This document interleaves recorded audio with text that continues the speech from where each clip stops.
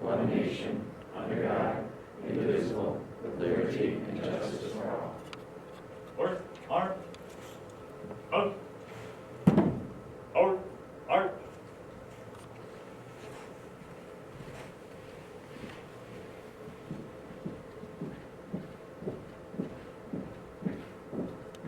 Order, art.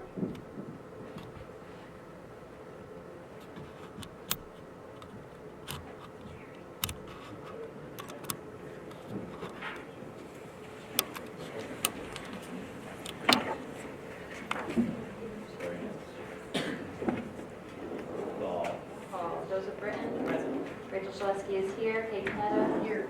Gladys Cooper. Here. Here. Frederick Karat is absent. David Matrena is also not here. Emmanuel Palmeras. So here. Ralph Petrofessa. Amy Scalini. Okay, recognitions. Gabriella Ella Brown, 8th grade student at Westside Middle School Academy, named one of the top 300 masters in 2019 Broadcom Masters Program of Society for the Science and the Public. It's a pleasure to be here this evening representing Westside Middle School Academy and one of our star students, Ella Brown. Ella conducted a research project last year as part of our school exploration program, and as many of you know, we have continue to have the #1 research program for performance at the state science fair in the state of Connecticut 5 years running, and that's top performing school, all public and private schools. Ella was the top finisher, a 7th grade student, and as such, for her project where she grew biofilms in our lab and tested the strength of them, so it was a pretty cool process. And her application, her win at the state level, got her an invitation to the Broadcom Masters, which is part of Washington, D.C.'s Society for Science and the Public's program. The Broadcom Masters is the premier middle school research competition, and she was selected as one of 300 national semifinalists, which is a pretty awesome accomplishment. And she's going to be doing research again this year, and I think she wants to tell you a little bit about it. This year I'm doing something still related with the biofilms, but this year I am applying them to hydrogels that have been infected with E. coli, and since biofilms have probiotics in them, I'm trying to see if the probiotics can stop the growth of the bacteria. So it's pretty cool stuff. We don't do any volcanoes at Westside Middle School. We don't see what lights grow best with plants. So we're doing really cutting edge stuff. Ella's and I have been working with a professor over at Western Connecticut State University, building that partnership between us and them. We're really excited for the work she's going to be doing. So hopefully, maybe she makes the national semifinalist again this year, and if we're really lucky, we'll be a top 30 in the country national finalist. We'll see what happens. So I congratulate her for her work.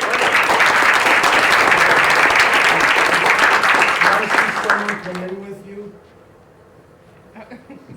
Who'd you have to? My mom, my dad, and my sister. Thank you.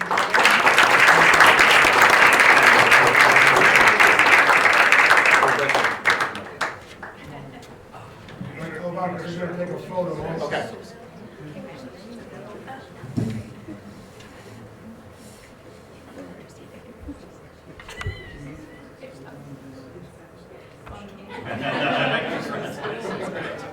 You did Westinghouse Scholar.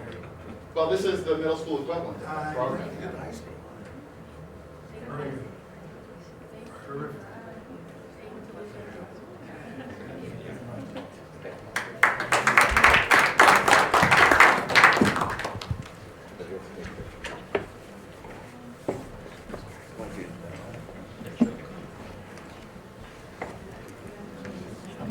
Oh, I was going to let the parents get in close. We'll get one. Oh, sure, thank you. Thank you. She's really good at it. She's aiming to become a photography teacher.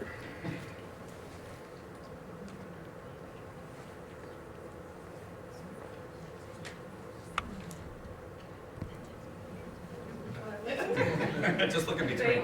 Congratulations. Great job. Thank you very much. Thank you.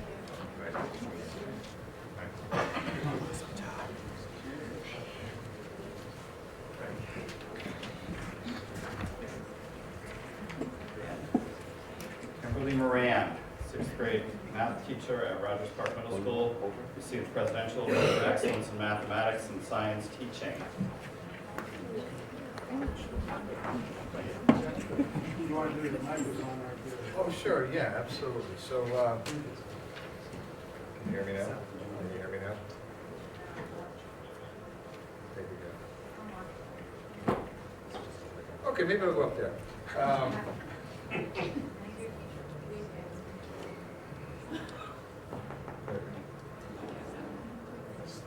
Testing one, two.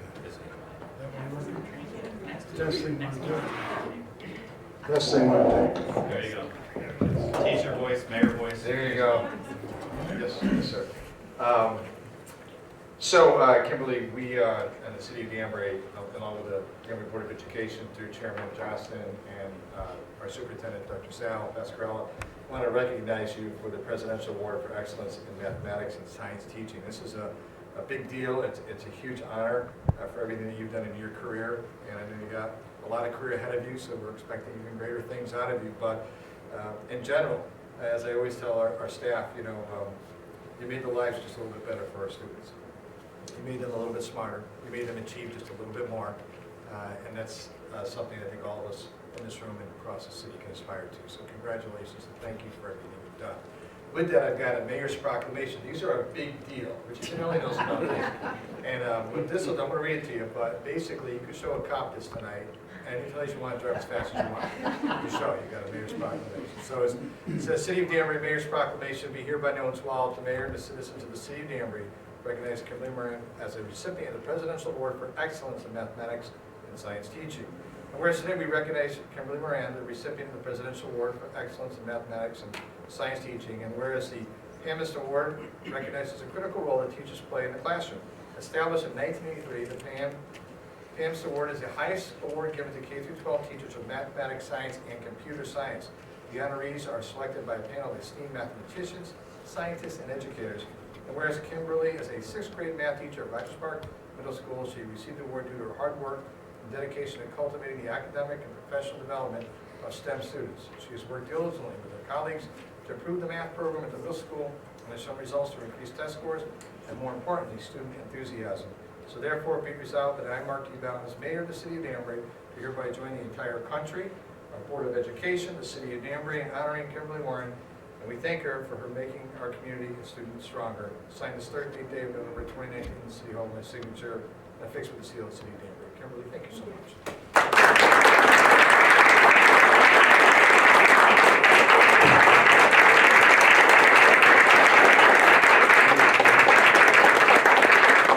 And we also have a certificate from the Danbury Board of Education, Kimberly Moran, recipient of the Presidential Excellence Award in Science, Math, and Engineering, signed by Dr. Pascarella, and our chairperson of the Board of Education, Patrick Johnson. Again, thank you so much. Great job.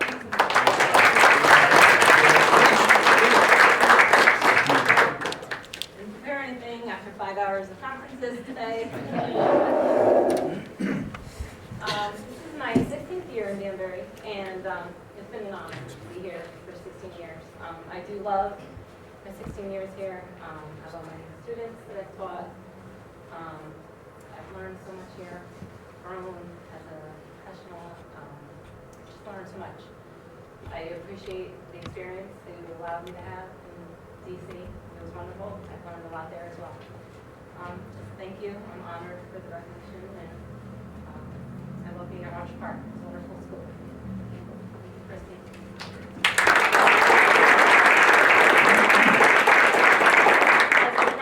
Rogers Park Middle School, we're super proud of Kim. She always goes above and beyond. She has a great partnership with one of her math teachers in the 6th grade, Ms. Kraski and Ms. Schussler, and they are the PLC above no other. They work tirelessly to figure out how to meet the needs of our very unique population. Kim is also a co-teacher in our bilingual. She teaches with another bilingual math certified teacher, and they do an amazing job. Our kids grow exponentially with their partnership, and she does an amazing job. And we're just super, super, super proud to have her as part of our team, and we look forward to many more years with her. So thank you, Kim. Thank you.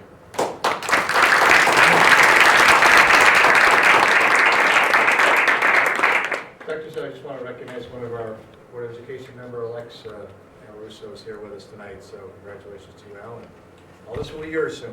So, congrats to you. Thanks, everybody. We'll talk to you soon. Thank you. With that, we get a picture.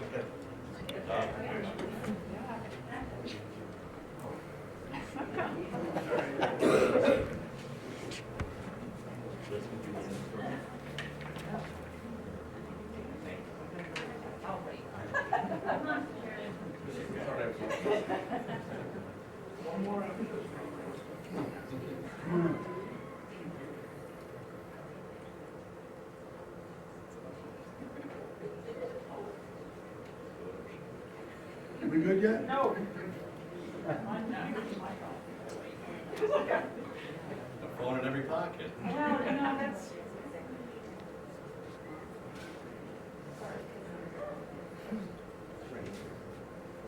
Give me my cell phone.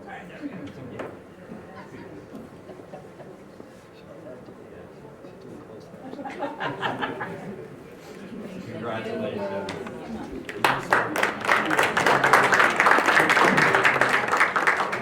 Yeah. Thank you so much.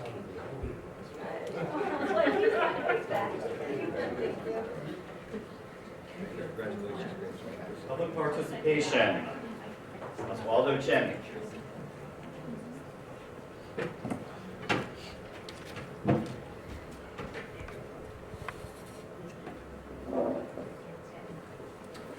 Good evening, everyone. My name is Oswaldo Chen, and I'm here tonight to, first of all, to thank you, all of you guys. Some of you guys were re-elected, and some of you guys might be able to serve in other public offices, and thank you for your service.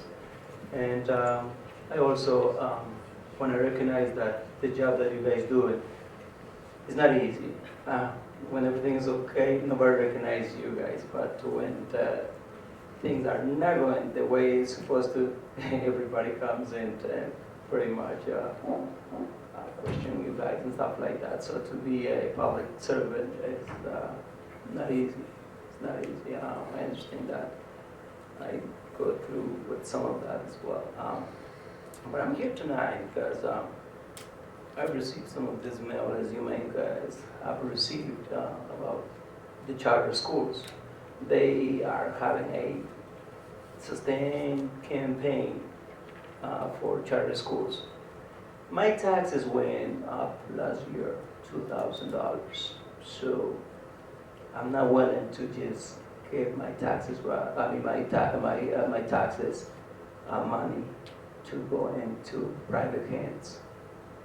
We have to be very careful. I think we're about to make a decision that our taxes, when they go to private hands, they're not going to be looking for our students. They're going to be looking for how much money the shareholders are making and how much money the CEO is making. And I think right now I'm just quickly going to read an article about how important is transparency.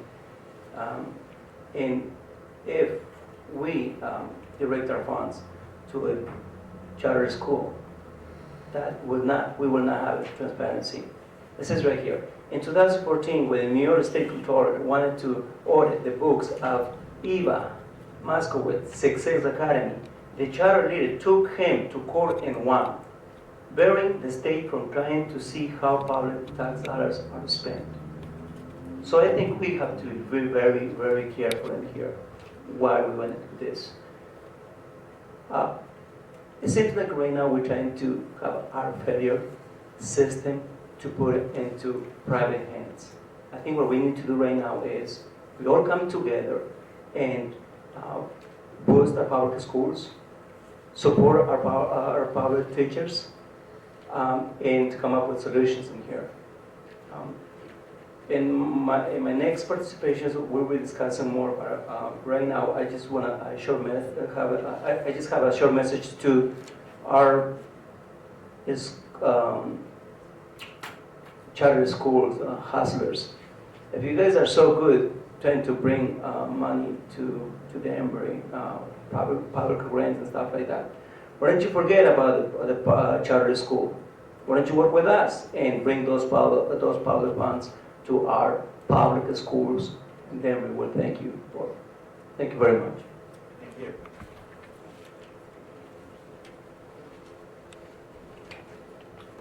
Okay, that's the only name on our list. Is there anybody who wanted to speak that was not on the list?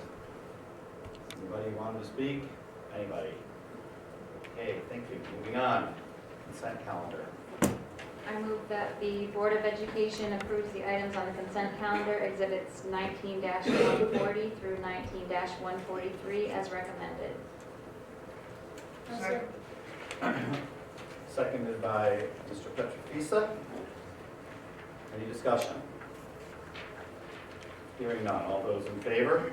Aye. Opposed? Abstained? Motion carries. Okay. Spotlight your school, Stadley Ruff.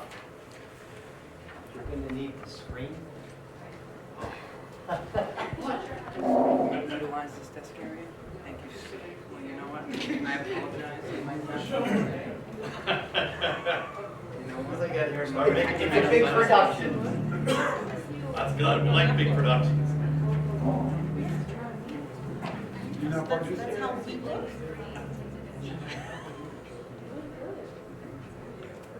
Doesn't need a horse.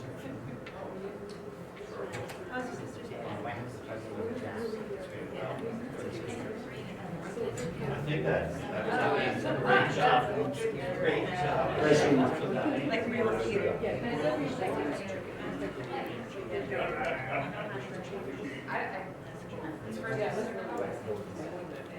Yeah, because it gets taken.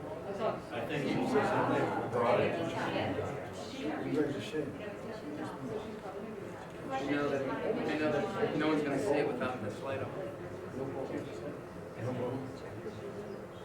Well, you do have the green light on, so that's power. I mean, I know no one's gonna really see it unless the lights are tuned in here, I think. It says computer, no input detected. It was fine, it's like, what about it? It was fine, I just saw some seconds ago. We have to go to HDMI. Yeah.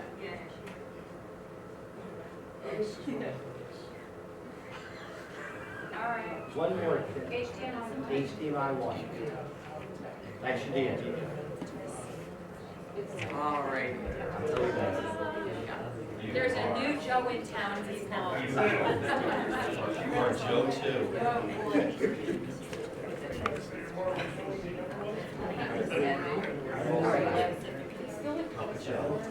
Must have liked the Bobo. Already ready.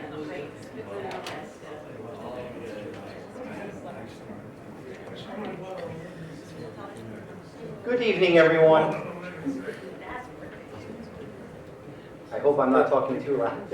It's the principal cafeteria voice coming out. I just want to thank you on behalf of the Stadley Ruff staff and myself for allowing us to come out here tonight and spotlight the school of Stadley Ruff.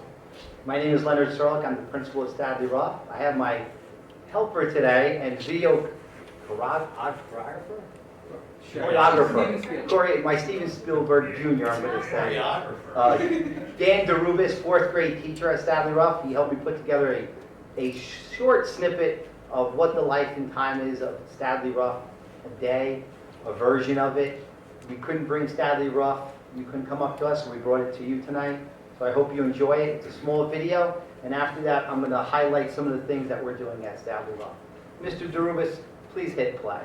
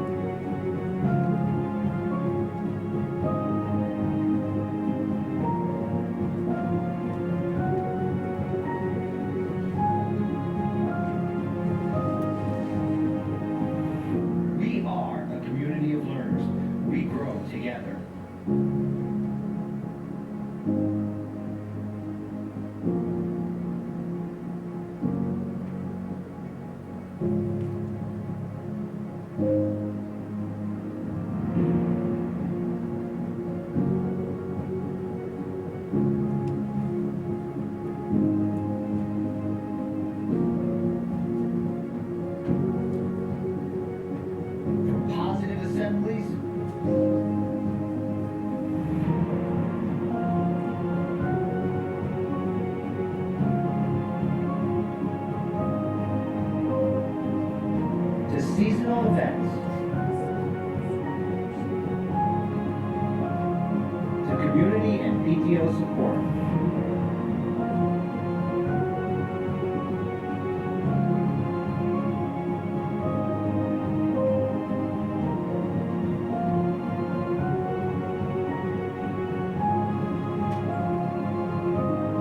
Welcome to Danbury Public Schools.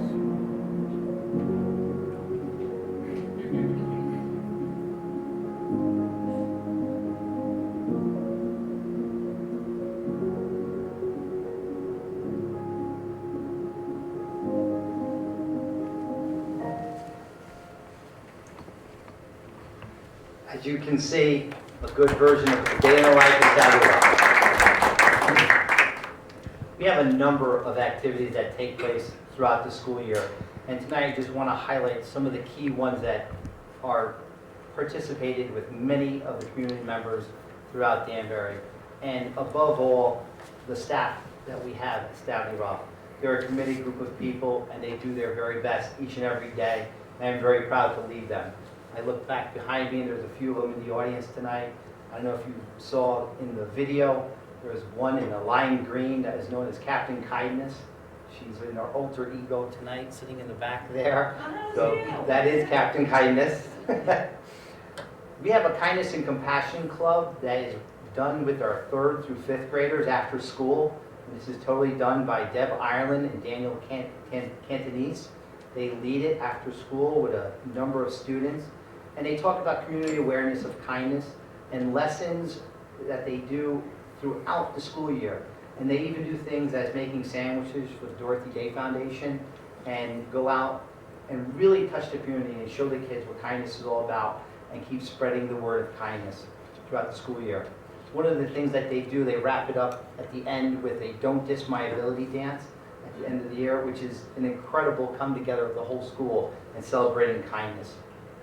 Recently, we had a Kindness Week led by Monica Hassan and a number of teachers, and it was the last week in October. We had a number of kindness activities that took place through the week, and the biggest thing that we wanted to promote was the kindness that will last not only that week, but throughout the school year. And the last day we had everyone, Nobody Eats Alone Day. And we had people from the community. We had 2 board members, Amy and Rachel were there, and they joined us. But we had the mayor, the fire department, the police department. We had so many different people that came out and joined us at Stanley Roth. And it was just a wonderful time. We have 5 lunch waves. It's a large school. And I was so proud to see so many people make it through all the lunch waves. I think Amy was a little bit exhausted at the end of it all, but she made it. She was breathing heavy at the end. Did you get 5 lunches? I did. There's a lot going on in those lunch waves. We had Invention Convention, and we participated in the last 10 years. And I'm very proud to say that has been a big highlight of the STEM program that we tried to push outside of the classroom, and that is done after school by a number of teachers. Last year it was led by Dan DeRubis, and every year we have people that make it to the finals. So I'm very proud of that program that we do outside the classroom. We also had Spooky Reading Night recently. It's a spooky reading and math night. Again, we try to use some of the STEM activities. We started out a number of years ago. I think it started 6 years ago, Spooky Reading and Math Night. And the first night we started out with 20 students came out. And I said, we can make this better. And we continued to grow. We had about 120 plus students come out to Spooky Reading Night recently. Again, this could not be done without the support of my staff. I sent out an email to them and I asked them who would like to support us in Spooky Reading Night, and instantly, within minutes, a flow of emails coming out saying, I will be there, I will come out and read. And they come dressed in their costumes, as you can see, and they have a great time. And the students just love it. And not only the students, but the parents. Every parent walked away congratulating us on what a great night it was. We have a strong PTO community who always go above and beyond to support Stanley Roth. They do a number of things throughout the school year, but some of the big ones I like to highlight is the Welcome Back picnic they do in September. We had about 300 to 400 people come out that day. I thought we were going to get in trouble by the fire marshal because everyone was parking everywhere, but I think he just drove by and kept going because we were parked everywhere on the lawn. The ice cream social was a great success in October. And in February, they do another big one called the VIP Dance, VIP and Me. If you get a chance to come out on a February night, a cold one like this, come on out. It is a great night. Lastly, I'd like to talk a little bit about our ESL night. We have 3 ESL nights that are in conjunction with CERC. We do one in October, one in December, and one in May. We are reaching out to the parents of ESL students and showing them how and what they can do with their children and be a part of our school. We're trying to invite them and share all different things with them. We have those 3 nights in 2 languages. We do it in Spanish and in Portuguese. And it's an interesting night because it lasts about 2 to 3 hours. And it first starts out as a more informational night. And it's wonderful to see how it turns out to be more of a question and answer night. And the parents have so many great questions and they keep coming out. And that's what our main focus is to get that community involvement and parents come out and feel comfortable at our schools. So again, I thank you for letting us come out tonight and spotlight Stanley Rough School. Thank you. Thank you so much.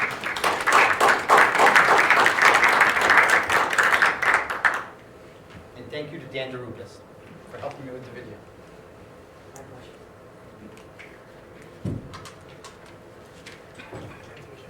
Okay, thanks to Kim Thompson for Figuring out how it works. being our audiovisual person.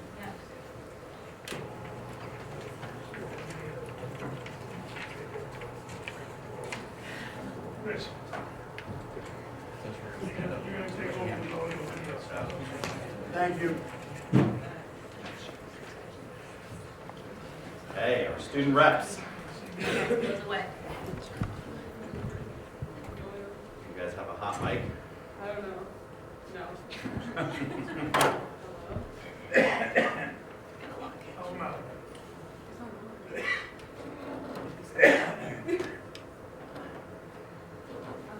Got our visual tech, our audio tech. 6 years. 6 years. Gotta press it twice. Oh, really? Is there a Joe box? Oh, really? Hello. There we Okay. go. Good evening. I'm Rebecca Rebecca, and this is Jake Goodwin. I'm the VOD treasurer of Danbury High School, and Jake is the secretary. We're going to talk a little bit about the end of October, what happened at DHS, and like what's been going on this month. October 16th, we had the class of 2020 take their senior picture. They dressed in all black. They went on the field, and they made the 2020 with their bodies. It's pretty cool. The Danbury boys soccer team won versus Stanford 1-0 on October 1st. So we like to say good job to them. The 34th annual college fair took place in Danbury Fair Mall from 5 to 8. That was also October 21st. October 22nd, the DHS girls volleyball team presented Jack Buffard, I'm not sure, from Ann's Place with a check of $261, and these funds were donated to the volleyball pink game bake sale, which was all for breast cancer.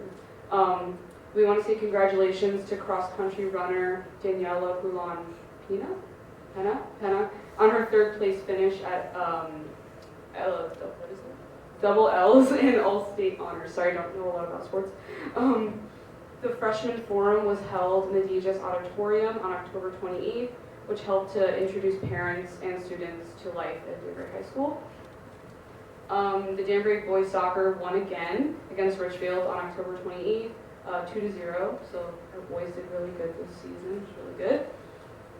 The senior night game for the girls volleyball team was held on October 28th, which ended their season, I believe. This was a little more recent. We had our club fair at DHS. Basically, all the clubs can come show off during lunch waves and get people to come to their clubs. We actually had one of the largest club fairs in existence this year with over 30 clubs participating, which is really cool. And the weather was really bad, so we had to put it inside. But everyone was really cool. Everyone came to the table, so it was really nice. And then October 30th, students in our CNA program held a science career fair with jobs ranging from registered nurse to even pediatric nutritionist, which I thought was pretty cool. So yeah, You want to talk about November? This is James. So as for November, on the 4th, Mr. Marcinkowski won Science Teacher of the Week, so congrats to him. The new Danbury High School track opened November 6th, which we are very excited about because now we can host track and field competitions at our school.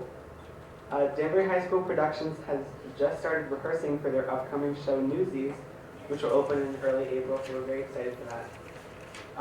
And a big congratulations to Maylee Cry for girls cross country and Aiden Coleman for boys soccer. Both were named FCAC Exemplary Scholar Athletes for the fall season.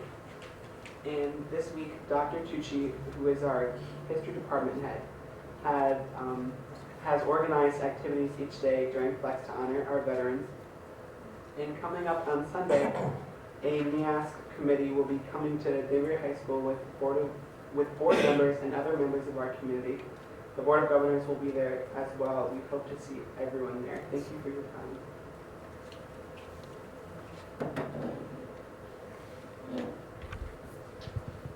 Good evening. I'd like to thank you for allowing me to represent the Alternative Center for Excellence and share what is going on with our family on Locust Avenue. On Saturday, October 26th, ACE hosted our breakfast with a great pumpkin fundraiser. 31 ACE students showed up that Saturday morning to volunteer and participate in a great opportunity for service learning. Today, Paul Thrasher took his financial literacy class to participate in a financial literacy workshop at WestCon.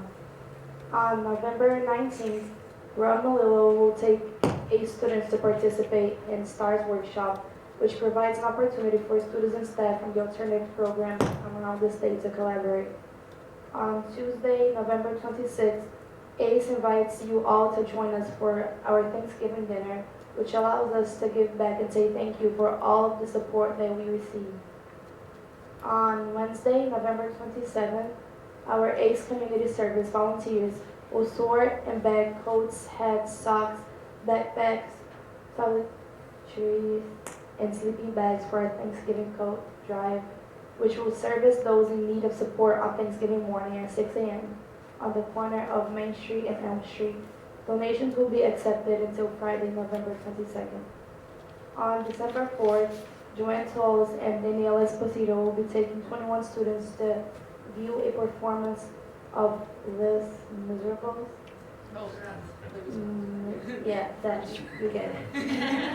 Thanks so much for your continued support of our effort to educate, engage, and empower at the Alternative Center. And may America always be above everything, and God above everyone. Thank you. Thank you so much. Can you talk about the workshop? Oh, yeah. Can you talk a little bit about that workshop? Sure. What am I You're both reminding you involved. what? Tamara, right? Okay, so me and Tamara, I don't know how many weeks ago, 3 weeks? 3 weeks ago, we were involved in a committee that discussed ways that we can hopefully, improve and upon our district's plan for the future. So basically, we started out in a group of six students. So 4 from Danbury High School, and then 2 from ACE. And we all kind of started out at the table, and we talked about these 6 steps. Yes, 6 steps. Yeah, you gave the presentation, and then we all kind of discussed as students what we think could be implemented in the schools, so on. And then we were split so that we had one community member, in each table. So I was able to talk to board members or someone from the community, a worker, or someone, a public service worker. And we all were assigned one of these 6 points, and we had to come up with ways we could implement this in our district's plan. It was really insightful, I think, to know what's going on in our district, because I think all students should kind of know what's going on.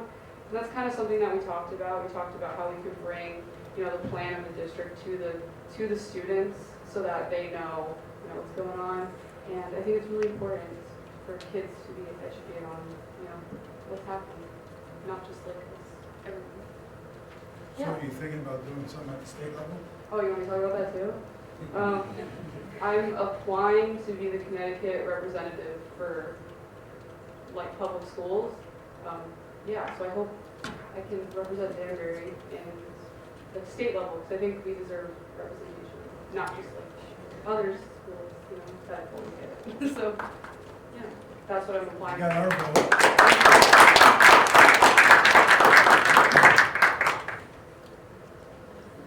That's great, thank you so much. Thank you.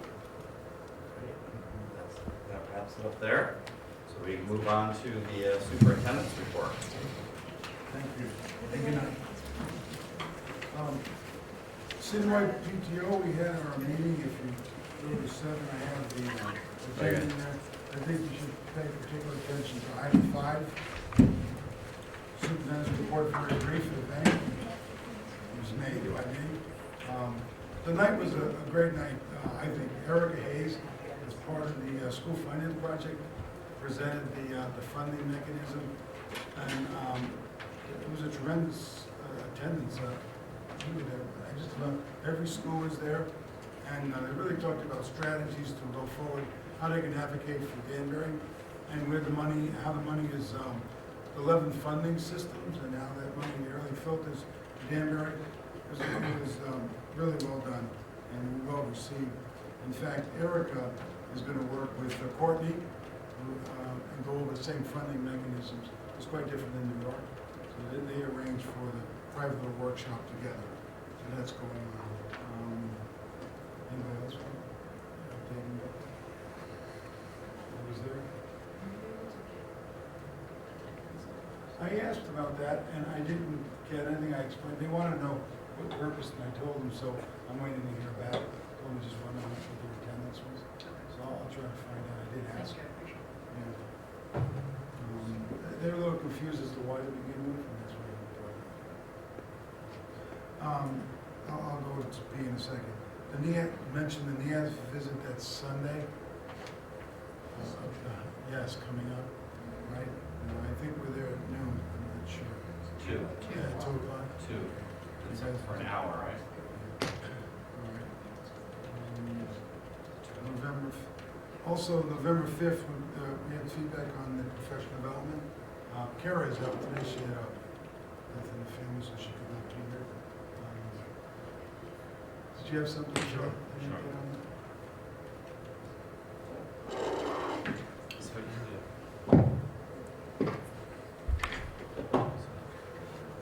So our November 5th professional development feedback, we also have some feedback from our October session as well.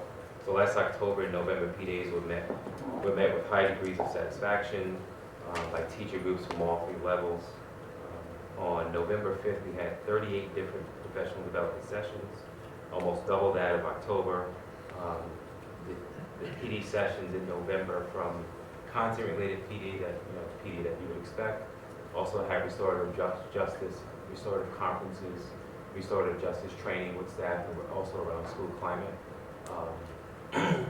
During the 18-19 school year, our school leaders participated in restorative justice training throughout the school year. And so now this year we are keying that same professional development with staff. Appears to be well received district-wide, and we're hoping that's going to help. It's connected to some of our bigger plans with the strategic plan, and we feel like that work is unfolding really well thus far. Do you want me to go into the calendars? I think for the board's sake, I think what we're trying to do is there's district activities and there's building activities, and then there are teacher things they'd like development on, and we're trying to work better on getting to those things. That's why we have as many of them. And our own teachers do a lot of presentations, which is terrific as well. Absolutely. Which makes it that much more relevant and credible for our staff. The calendar, you talk about the calendar? Sure. So a couple of highlights from our proposed draft district calendar we're working on. So number one, I recall about this time last year, there were conversations, concerns around early release days. We have a draft for consideration. We have now reduced PD sessions down from 11 from last year to 6 professional development days. The sessions themselves are a little bit longer, than in past years, but you will note that there are only 6 October, December, January, February, March, and June. I think that's one of the things that people will notice quickly. You will also notice that Columbus Day, although there's no impact on the community, but our staff, there will be no school for staff or school on Columbus Day next year. For new teacher orientation, we are proposing 2 pre-opening professional development days separated by the weekends, so our new teachers can have a little break before we start the school year with PD and then break into the school year. And then in this current proposal, we have in November, we have a number of parent conferences. We are considering moving all of the conferences to December to better align with report card distribution. And just want everyone to be mindful that we need to stagger the conferences so that we can have translators available at all of the various levels. And so, the community might wonder why we have these conferences so spread out, and that's the rationale behind it. Some of the feedback we got a little bit from the teachers, why we're starting so early. It's kind of, most districts around other than Bethel, it looks like Bethel's actually starting after Labor Day. Most of them starting that week. You may recall 2 years ago when we got castigated by the state board for when we started after Labor Day, so I wasn't going to do that again. So that's why we sort of started that week. And there's a real struggle at the beginning of the year for, one of the things that really just like happening, we get something we want to do and then we don't have the time to work with the teachers to implement something. So we had that extra day that was in Columbus Day to the beginning of the year to give give more training that needs to happen in the programs, and then give them time in their buildings to work with their principals. So that's why it is that extra day there. We think that's probably will be much more of an impacting time for them to do it. Then the Columbus Day, we did have some comp days and stuff that we had to give up on. By closing the school, we have less conflict there. Just for everybody, because you may be asked about this, in April, the beginning of April, you'll announce the graduation date. The law changed last year or the years before when we just simply said we'd add the days. People would count to the end and expect that would be graduation day. Well, that doesn't happen that way. So the law has changed where we could set it this way. You will decide in April which day it will be, and if something happens, we can still graduate that day. In the past, if you had 3 or 4 extra days, the seniors had to stay. No longer is that true. They can leave. There's a lot of kids that have scholarships, other activities, so the law changed to permit that to happen. The rest of us all have to stay with them. They're allowed to graduate, so if they graduate early, they're actually done. They don't have to return. So that's all part of this. So it's a draft, and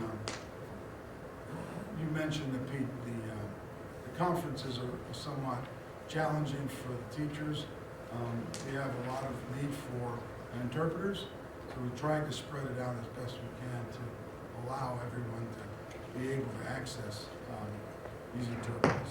So the conferences are not much more. We think this will be helpful. Kelly, anybody? Thank you, Mr. Son. Just going back a little bit, Kevin, regarding the professional development, can you just explain for everyone's understanding the concept of restorative justice and the focus of that training? And I think that we've touched on this before, that it's interesting for us to know some of the areas that professional development is focusing on as a board as well, for us to understand the themes that are being addressed for our teachers. So can you just go a little bit into that, please? Sure. So one, last year, and I'm only speaking to last year because that's when it started, there was conversation about one, how we're going to support the social emotional development of our students district-wide. And so as a district, we began to explore programs on how we can support kids in that effort. And then, as a district, we're always trying to get better at keeping kids in school. So, and exploring different ways to do that. We landed on adopting restorative practices in the district. we feel pretty comfortable with where we landed. In that, number one, it focuses on building community in our classrooms and in our school community. And so it's an opportunity for, if done well, it's an opportunity for kids to, one, build community and identify with other students and a trusted adult in the classroom space. And so in that environment, if I'm struggling with issues, whatever those might be, ideally we are hoping that they would bring that to an attention of a trusted adult. And we're also hopeful that through restorative practices and building community that fosters those opportunities. We've also learned, and this is through research, restorative practices and community building, helps when there are issues and violations of like discipline code violations. And so every district, and we're no different, we have discrepancies in some of our discipline practices. And so restorative practices, we are seeing this as an opportunity to help with that as well. And so it's less about the restorative justice part, and so we have one of our students who violated the code, and it's less about that student not receiving a discipline, that may or may not be depending on the infraction, but the important thing is that the community is restored. And so that child, that family, everyone learns from that mistake. And it's really an opportunity for us as a district to remember that learning goes beyond curriculum, and that we make mistakes sometimes as kids, even adults, and this provides a framework for our kids to learn from those mistakes. So as adults, we've practiced this with the administrative team, and we've had opportunities to circle up and talk and kind of share our differences and how we're feeling about things. And we started practices, and then principals took those ideas and started bringing them back to the schools and their teachers. And so we're hoping that that momentum will continue and get into our classrooms, and that community building will continue. And so that's the thought process behind the work and why we're going in this direction. Just a snapshot. Thank you for that explanation. I think that's one of the reasons why it's, some of these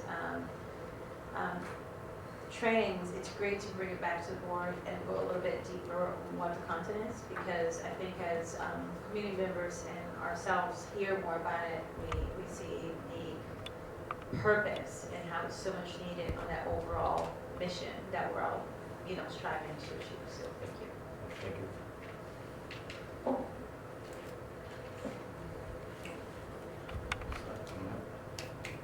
You're good to go? Okay.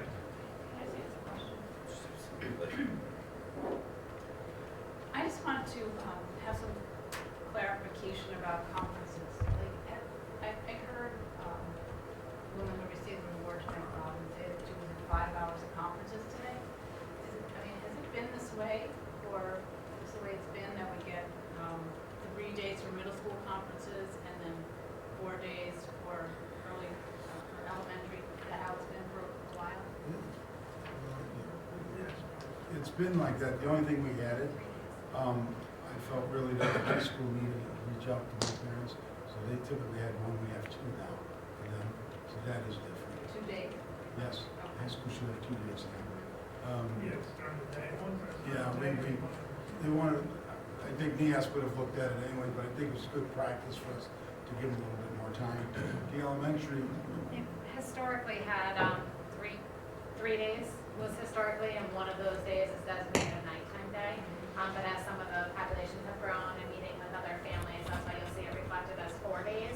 And previously, and I don't recall what year, but they used to all be stacked on the same days, so elementary and middle school were all dismissed at the same time. But we ran into a bit of trouble with interpreters and also parents that had multiple kids across the levels. So in kind of facilitating and making it easier on families, and also to make sure we provide the resources that are needed for the interpreters for conferences, that's why we separated to have middle school and elementary separate. Thank you.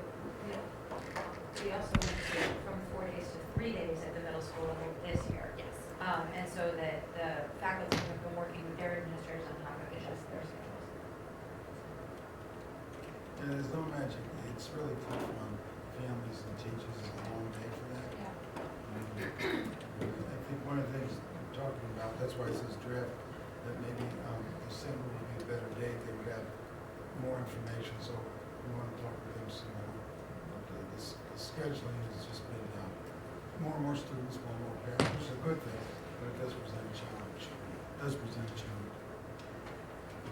Just some feedback on the moving into December. Just as a parent, I don't know how comfortable I would feel waiting that long to hear from my child's teacher. So just some thought there. You know, that's a long time. You know, we get the interim report card, and I appreciate the additional information there. But you know, 2 months into school, you know, 2.5 months.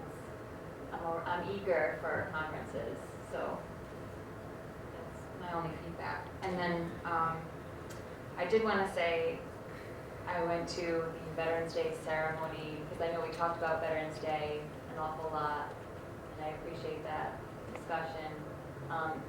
Because this year it fell on the actual day, I was able to bring my kids to the ceremony at Rogers Park, and it just made it so much more meaningful. I mean, you know, they took what they got in school, and I took them there to Rogers Park, and that was just, I would love to be able to do that again with them.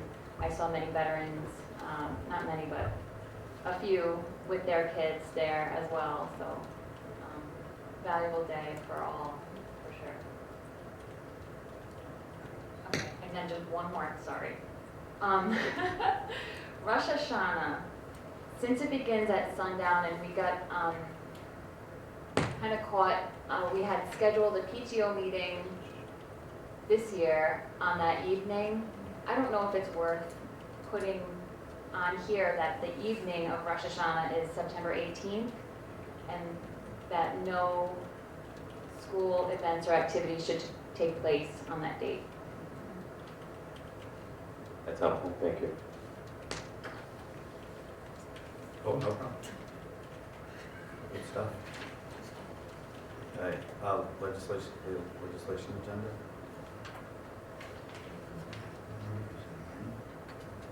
This is a draft. So take a look. Ryan really put a lot of it together. We worked with Erica Hayes when we were at the conference last week. I asked her, she had some specific language she thought would be helpful to us. So she wrote something that we incorporated in here. And then Kelly wrote in with the special ed with some help. One of the things we talked about here, and I don't know what you all want to do with it, was the magnet school. If that's something you want to consider. Briefly, 13 years ago when the magnet school opened, it opened as an advanced school. It's not a Danbury school. That's just when I started. And somehow during that spring to when I came in August, the school, it went from ed advanced to Danbury school. We were responsible to run it. The first year, they were, I don't know who's on the board, we were $800,000 short. And that's why we got it. We got lucky and they actually gave us the money we went up to Hartford to help close the gap. So we did. But anyway, that's when it started, but that was our school, Danbury school. So when they built that school, they built it with Ed Connection and bonds that were sold for them. Then they gave it to us, so it's your school. And in 20 years, it actually, bonds are retired, they become a Danbury school, and you actually own it as a district. If, in fact, we're thinking about one of our solutions to space is to play out where it becomes an intra-Danbury school rather than a magnet, rather than a magnet school that is inviting surrounding towns, then you may want to consider the legislation that would hold us harmless for the remaining 7 years left on the bond retirement. Because I think the school was $20 million, and again, it became a free school for Danbury. Regarding bonds, we do receive money each year for it, for those students. You know, we receive roughly $7,000 for every non-Danbury student. We receive $3,000 for every Danbury student, over and above your ECS money. that comes to us. It gets played into our allocation. So that would be, if you ever decide to do this, reconcile that part of it. But if you want to do it, you think about it, well, we'd have to get some language. Ryan did look into it. It would require language on here for us to advocate for it. It's up to the board. Yes. Separate question. As far as that would be concerned, what does that mean for the students who are out of district already and are currently attending that school? I'll just take a shot at it, just my idea. I think to be fair to everyone, if this is something that happens, the board thinks it's something that they want to move down, we would phase it in. We would start with Sunset. You would start, I would say, with your kindergarten, right? And then as they phase out, we phase in. And that's what I would suggest, to be fair to parents. If I remember, it was 110 seats that were being discussed, somewhere around that number. Do you know, I mean, that's split across the grades, right? So. Okay, right. Normally what happens is there's 3 per grade, right? And typically we'll take about 22 non-Danbury kids in this as kindergarten, typically. Some grades a little bit more than others because of the way things fall out. And sometimes about 100, could be about 125, 130 students. I gotta look at the split.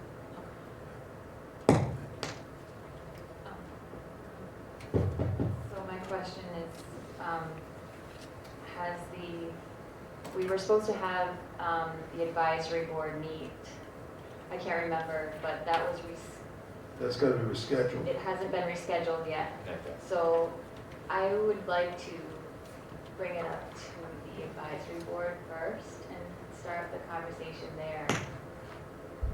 And I'm all for exploring the idea. Doesn't make sense that we're educating surrounding town students while ours are learning in closets and things like that. So I'm all for it, but I'd like to move, properly and with our partners.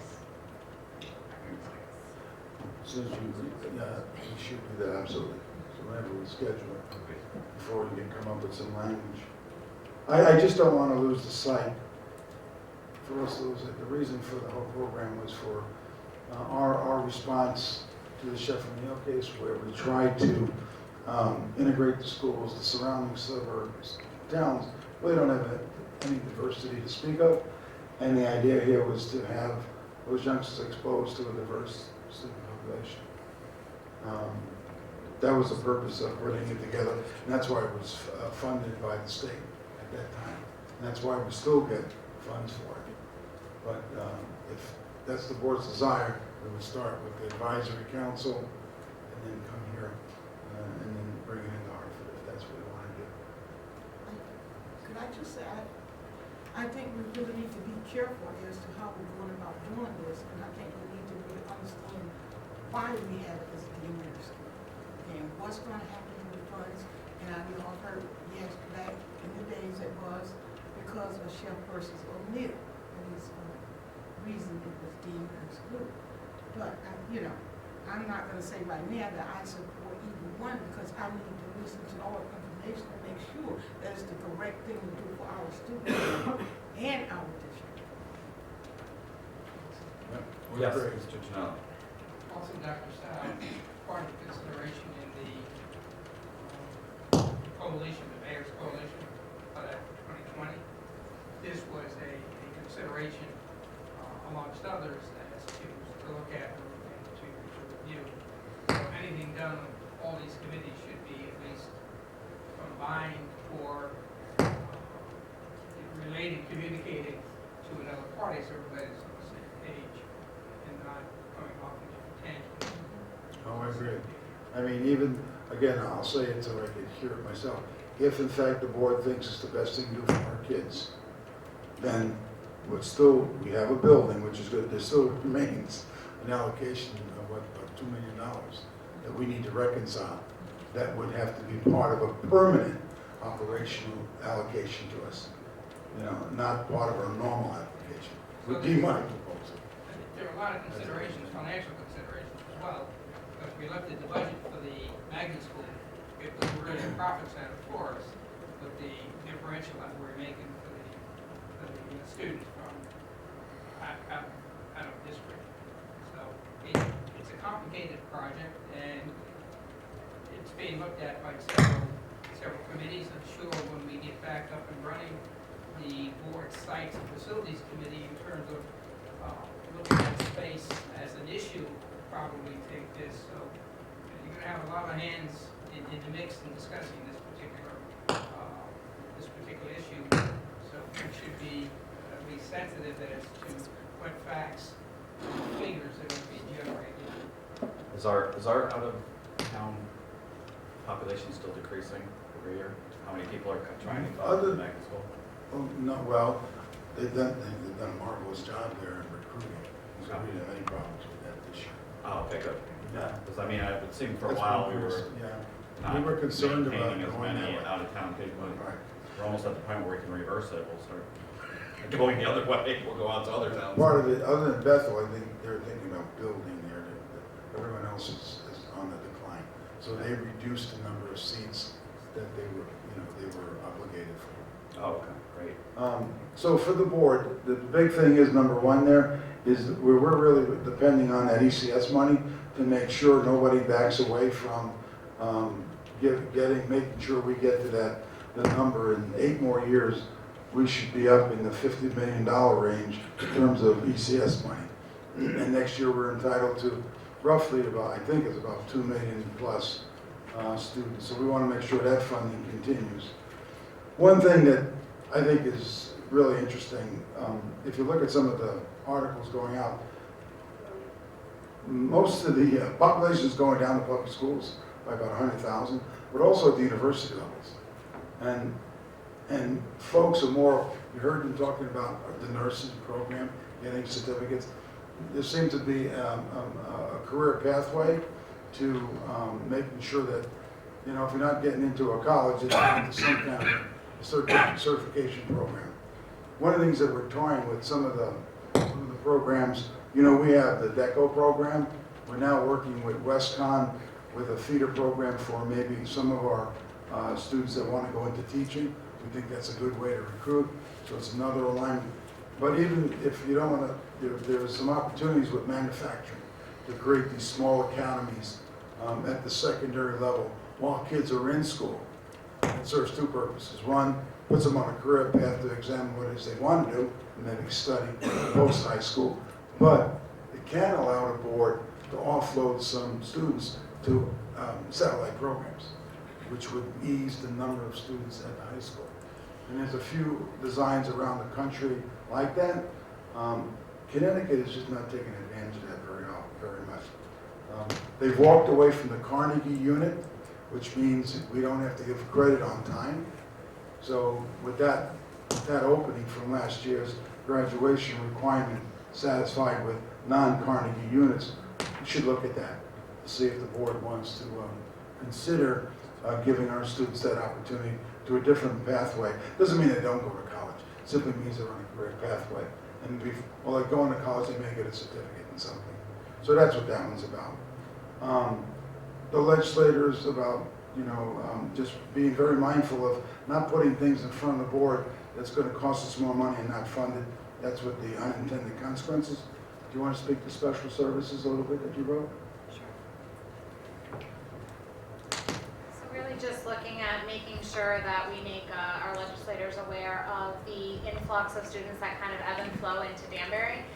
Just this year alone, we are somewhere around 80 students that have moved in that are students requiring special education services. So that's not including the students that were with us last year that we've identified in need of services, because there's additional students there. And some of the students that come in are relatively easy to program for, don't have a large impact on overall programming, but we have other students that, due to the nature of their needs and the courses that they need, may need to be in a class of 8 students or 10 students. And when you get in 2 or 3 students around the same grade level of that profile, you see how that could become troublesome for staffing purposes. We are always staffing, at the end of last school year in anticipation, and we always try to project, slight fluctuations of students coming and going, but this year in particular, the team was extremely, challenged with students coming in. For example, Pembroke was one of our schools that got hit pretty significantly. There probably within the first 4 weeks of school, there was probably 10 to 12 students that we placed in that school alone in 6 classes. So those are classes that traditionally are small in size, and so the average class increased by 2 students. And so that does present some unique circumstances. The other pieces is that we were having students that had quite a significant amount of tutor support. So you have a student with a one-on-one or two-on-one tutor that's moving in and starting school in 3 days, and we don't have a staff member for that person. So just trying to make people aware that, my team does an amazing job. I mean, they work, tirelessly to make sure that we get things in place as quickly as possible, particularly when these challenges, come to us. But it certainly is something that we just experienced more of. We've always had this, but this year in particular just made it a little bit more difficult. And we want to make sure that we continue to provide really, really solid programming for students that need it. And then the last comment I'll just make is we did also have, which was another unique circumstance, I believe it was 6 students that moved in from outside the United States that were in need of services. So they do not come in being identified as students with special needs. But due to the nature of their pretty significant disabilities and needs, we knew as soon as they registered that we needed to place them in a special education program. And so there's a process we can go about to do that immediately while we're trying to figure out the exact specifics of what those children need. And so those were students that were in our medically fragile program, students in our nonverbal autism programs, and these were essentially students that were coming in on the first day of school, and my team was being called saying, I don't think that this child is appropriate for a grade classroom. Our central registration also does a really, really nice job of kind of giving us a heads up if they think that there's a student we need to look at before, starting in kind of the classroom that they would go based on their address, because that's not always what a kiddo needs. So just, looking at that lens particular to the special education program, it was, no different than any other program that got impacted, but does have some pretty significant budgetary impacts as well. So the state, since Malloy left, he's had a group looking at how to fund special education, kind of like a super fund and some type of insurance policy, so that we would access the funds during the year, that we would have an unusual impact. The only thing, if you look it down about 6 sentences, what I'm asking for, if they do come up with something with excess costs, it ought to come categorically to the board. So if you expend, because that money comes from, it comes from the operational funds where we just get it, we don't do something, and we put it to pay for the tuition that we have to pay. So if that money comes categorically to the board, then it's going to go right for special education. So last year, for instance, your excess cost, and we have been fortunate in the past to get some pass-alongs through the city, but was between $1.2 and $1.3 million. So that would be other districts that it does get passed directly to districts, not all, and that would just be a fund that we could tap into for unanticipated expenses. Yeah. So and then the last summary statement. I think we keep saying, what's the story we have for our budget? Well, if you look at that second sentence, this is what I'm promoting. We really don't have the sufficient number of preschool experiences. We're not really providing the level of bilingual services we ought to be. Our reading and math interventions need to be solidified. The science materials alone are costly. We need to get them for our teachers. And then we have to have the staff and services to sustain these youngsters that are coming. We're just not servicing them. And we're hoping that this year, that with all of the publicity out there about funding, the importance of funding, aside from facilities, we need money to do that. So that's sort of the focus right there.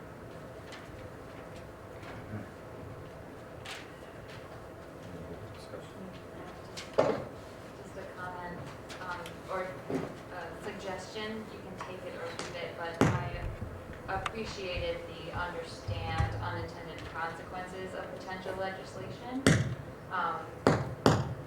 which, as well-intentioned as they might be, everything has a fiscal impact and a logistical and I don't know what else challenge, but just a a thought about maybe putting something in there that when CAVE puts out testimony, that we're members of CAVE and they represent, I feel like their testimony weighs a whole lot more than an individual or a certain group, but that, we're part of that team and they speak for us as well. Just a thought. Two things, I need to look at if CAPS and CAVE didn't put that together. Where it says controlled by CAPS. I'm not sure. Okay. Anybody else? The update, Mayor's 2020 Task Force meeting. Well, there were board members, which board members were in the committee, just so the board meeting? Board members, Rachel and Dick were there last week, you were part of that? He's not part of it, okay, well then, you guys can speak to it as well. They're meeting next week on the 20th. They've asked for the legislators to come to the meeting, and they're basically going to hear from the demographer. I sent everybody a report. You can read it. You can see how the numbers are, to see if we can get the legislators behind assisting us in trying to get some resources, if in fact we have to do some building. So that meeting is on the 20th. The board's invited. The meeting's been posted. It's here at 4 o'clock. They're going to start talking about some options. And there's two issues. One, what are you going to do long range? And if you decide what you're going to do long range, where might you put that building? What would it look like in terms of its grade structure? That's down the road. But what are we going to do in the interim if in fact we have a reoccurrence of what happened this past summer? You're already oversaturated. You walk around the schools, and I appreciate you all going around. You can see the kids in the closets again. You can see the people on the wheels. You got all of that going on. There was a Savin report that they spent about $250,000. It's a good about 8 years ago. And Antonio was at the meeting. He's going to update that for space utilization to see if in fact what we're entitled to. So they're supposed to talk about that on the 20th. I think that, I'm glad you brought it up, they did talk about the magnet school as down the road as one possible solution. That's the discussion on, it's next Wednesday? Is that the 20th? 20th? What day is that? Yeah, Wednesday. It's Wednesday night, 4 o'clock here. And you might want to add to that as well. These meetings are,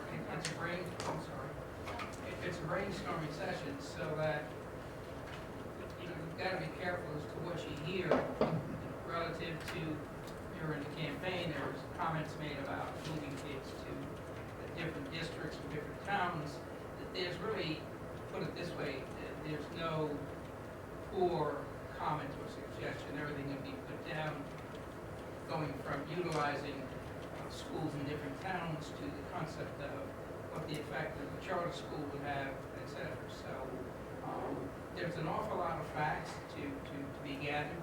There's a lot of opinions or comments to be looked at, and I think each one has to be looked at objectively, without a certain prejudice to it. So there are about, I think there are about 20 people representing a cross-section of the town.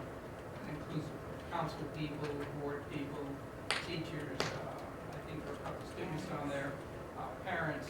So you'll get a good representation of a diverse opinion as to some of the things. So don't be alarmed if you hear in a meeting that this was mentioned, or we're not building a school in King Street to that extent.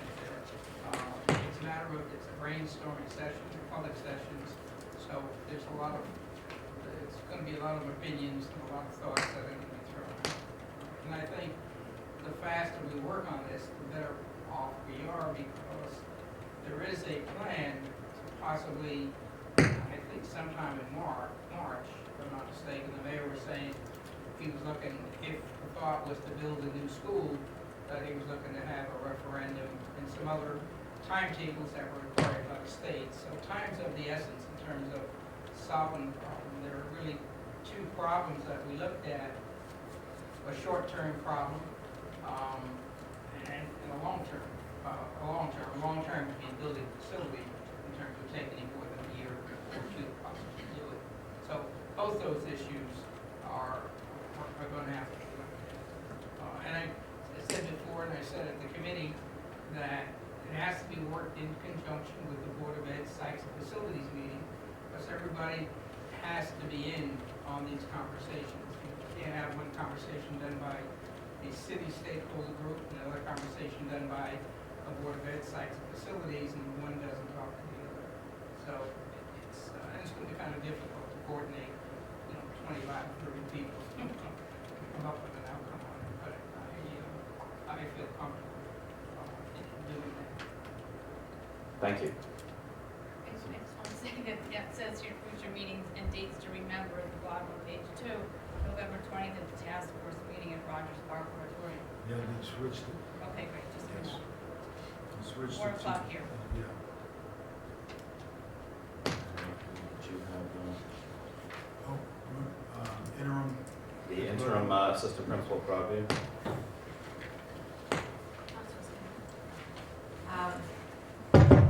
So, as many of you know, one of our assistant principals at Broadview is going out, not for too long.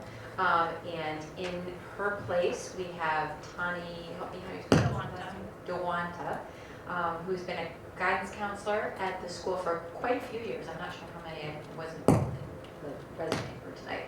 But somebody that's been with us for a long time, participates in the leadership groups with Kevin, and is somebody that we're eager to give an opportunity at an interim spot like this for the assistant principal job. So, coming soon to a theater near you. Excellent, thank you. And Veterans Day We activities. just put in activities that were going on if the board be interested. Some of the actual activities in the classroom, but then there were assemblies as well. That was it.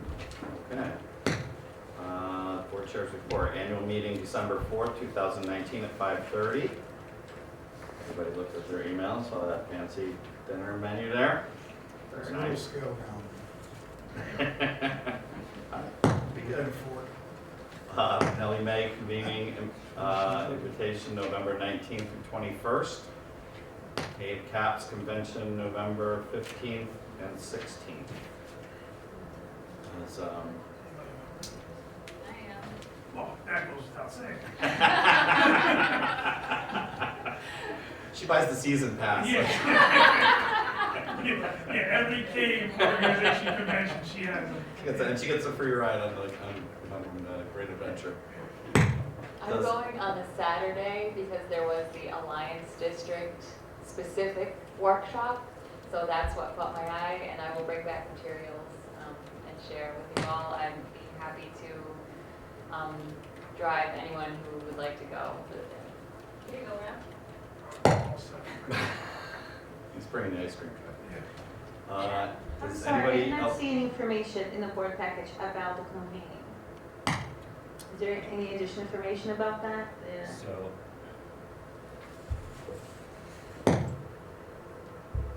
I can make sure we have the agenda from the day shared with everyone. Great, thank you.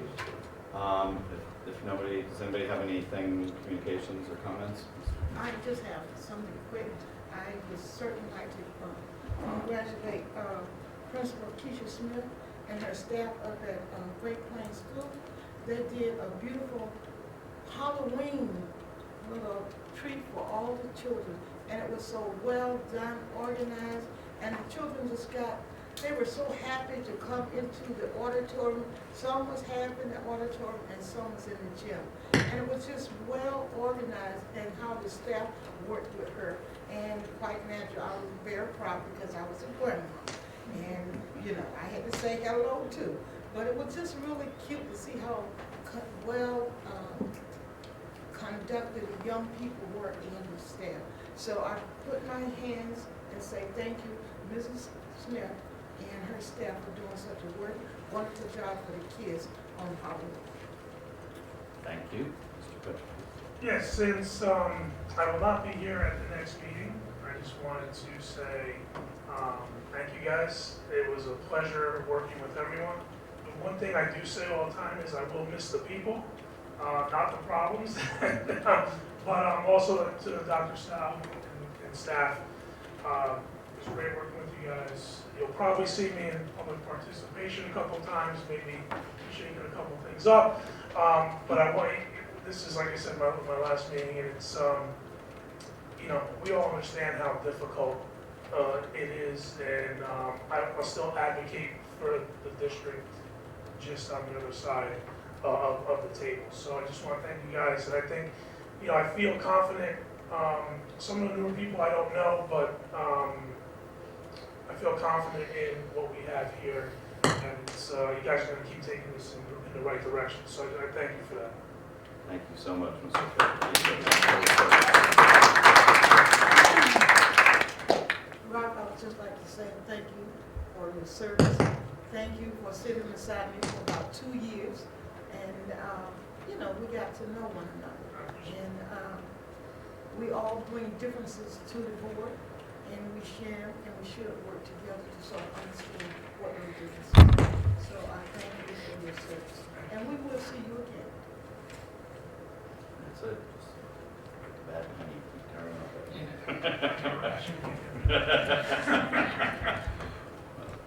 Just really quick, I have one more. Absolutely. Sorry, we had a policy committee meeting. That's not here to talk about it, but I know he's missing that. We went through CAVE Policy Series 1000 in its entirety.